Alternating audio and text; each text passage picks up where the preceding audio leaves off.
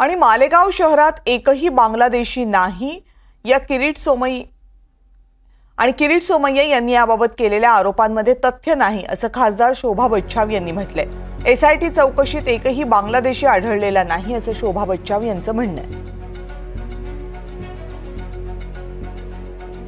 भारतीय जनता पक्षाचे माजी खासदार किरीट सोमय्या यांनी मालेगाव शहरामध्ये मोठ्या प्रमाणात बांगलादेशी व रोहिंग्या मुस्लिम असल्याचा आरोप केला होता आणि याच आरोपानंतर धुळे लोकसभेच्या खासदार शोभा बच्छाव यांनी मालेगाव शहरामध्ये याची भेट घेतली आहे आणि आपल्यासोबत सध्या खासदार शोभा बच्छाव आहेत। काय सांगाल किरीट सोमय्यांनी जे काही आरोप केला आहे, कसं बघताय आरोपांकडे तुम्ही?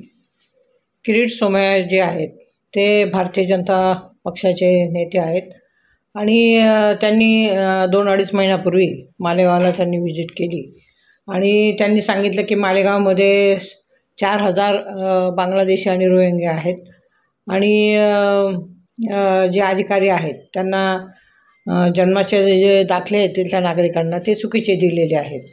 तर त्यांच्या म्हणण्यानुसार शासनाने SIT मार्फत चौकशी सुरू केलेली आहे। सुरुवातीला त्यांनी सांगितलं की 4000 बांगलादेशी आणि रोहिंग्या आहेत, त्याच्यानंतर त्यांनी सांगितलं की 1000 बांगलादेशी आणि रोहिंग्या आहेत।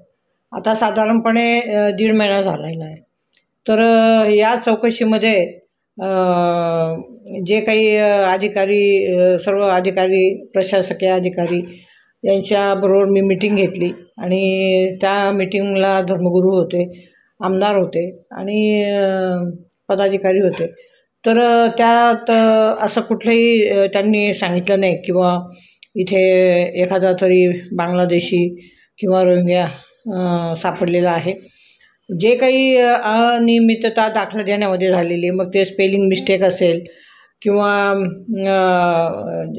मोठ्या प्रमाणामध्ये म्हणजे साधारणतः 90% मुस्लिम बांधव मालेगावात आहेत आणि अधिकारी जर हिंदू असेल तर नावांमध्ये चूक होऊ शकते। तर त्याच्यासाठी SITची गरज नाही असं मला वाटतं आणि माझ्या माहितीनुसार आत्तापर्यंत तरी एकही बांगलादेशी आणि रोहिंग्या आढळलेला नाही आहे। नक्कीच खासदार किरीट सोमय्या यांनी जे काही आरोप केले आहे याच्यात कुठेही तथ्य नाही आणि यामध्ये SITने गेले 1500 नागरिकांची या ठिकाणी तपासणी केली आहे। या तपासणीमध्ये कुठल्याही प्रकारचा बांगलादेशी व रोहिंग्या मुस्लिम असल्याचं आढळून आलं नसल्याचं माहिती या ठिकाणी खासदार शोभा बच्छाव यांनी आपल्याला दिली आहे। NDTV मराठीसाठी नागिन दमोरे, धुळे।